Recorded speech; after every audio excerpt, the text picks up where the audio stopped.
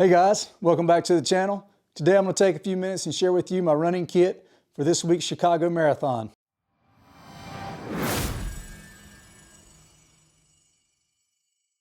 First up, I've got my shorts. This time around I'm going with VRST. This is Dick's Sporting Goods brand. These are some of the most comfortable shorts I've tried in all my years of running. I don't know what it is, but they work great for me. No chafing. I've got the 5-inch inseam here. These particular shorts come with pockets on the sides, which I like, because every now and again you've got something you want to throw in your pockets after a workout. It also has a pocket on the back. So there you go, 5-inch VRST shorts from Dick's Sporting Goods. Next up, very important, sock selection. I use Belega socks. These are the high vis reflective socks. I do a lot of running in the evening, so I like socks that are visible. These have a nice amount of cushioning, just the right amount in my opinion, and they're the quarter length, so my shoe won't rub up against my ankle and give me a blister during the race. The only downside to these particular socks is the price. You have to spend about $20 on each pair, but they do last for a couple of years in my experience. So if you're looking to try some new running socks out, a different brand, and you haven't tried them already, maybe give Belega a shot. For those cold mornings, I always bring a thin pair of cotton gloves with me, real simple and lightweight. I'll tend to start the race in these. If I get too hot during the race, I can discard these at one of the waste bins at one of the aid stations, so they work out pretty nice from that perspective. Now these I like so much though, if it does get hot, maybe I'll just hold on to them. I've been known to do that too.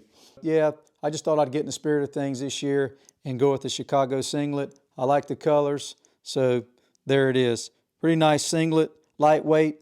Last year I came in at Richmond around 132 pounds and I wore a size small. And believe it or not, it was a little bit big on me. So this time around I've ordered the extra small. I'm 5'8". I'll be about 135 pounds on Sunday. So and it fits pretty snug, but that's the way I like it. I don't like a lot of extra material floating around during the race. So that's the Run Rabbit Singlet. The shoes that I'll be racing this weekend are the Nike Alpha Flies. Some folks prefer the Nike Next Percent. I, however, for the marathon distance, enjoy racing in the Alpha Fly. I will use the Next Percent for shorter races, 10Ks up to the half marathon distance, but in my experience over my last few marathons, I have found that these really shine from mile 18 on. These are quite the investment. However, if you're going for a PR, I think they're worth it if you can afford it. Also, I think they're worth it from a recovery standpoint. Using these carbon fiber shoes, I found out that I recover quicker after the race. My legs don't feel as beat up. And I believe that's also, it's one of the reasons why people are PRing in these, is your legs get beat up in a marathon, and that last 10K especially can really be excruciating. But these carbon fiber shoes help to return just enough energy during the race, I think, to save your legs for the latter miles. So if you've never tried these and you're on the fence about it, then yeah, give them a go. And last but not least, my Moby running hat. If you guys are interested in getting a hat to run in, I would encourage you to check out this company. I met a guy on the Appalachian Trail doing my through hike this year, and he had one on, and he kept raving about it, so I got one. It's pretty much made out of foam. It's real lightweight, and you just throw it in the wash machine. So it's a great hat, lightweight. Maybe that'll keep the sun off of me this coming Sunday. Along with the clothes that I'll be wearing for the race and the shoes, I'll also be wearing the Garmin Fenix 6X watch. For those of you that are familiar with this watch or maybe have the new 7X, it's got a huge battery, so there's no problem with battery life during the race. Even if the GPS is going to be blocked by some of the buildings, I'll just use the lap button feature on here at each mile. I'll hit that and I can check out how I'm pacing myself throughout the event.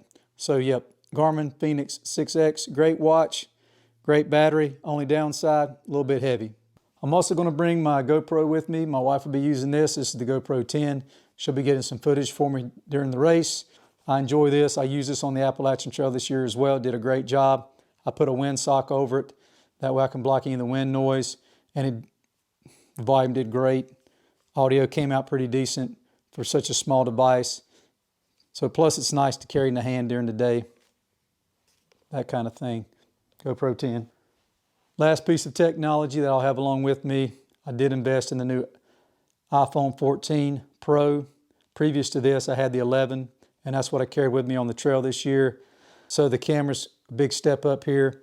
Plus, with the video footage, they have the cinematic mode on the iPhone 14 Pro, just like they did on the 13, but now they also have a stabilization mode for action shots. So she's probably going to use this at the finish line area to catch some good footage on me finishing and folks coming down the finish line. So that'll be nice. Apple iPhone 14 Pro. So that's the gear, and that's some of the technology that I'll be bringing with me for this weekend's race. My nutrition plan and how things go, I'm going to share that in a separate video after the race. That way I can kind of let you know what I did and then how it worked out. So that's it for this video. Just wanted to share with you my race kit for the 2022 Chicago Marathon. If you'll be there this weekend, maybe I'll see you. If not, best of luck, and we'll see you next time.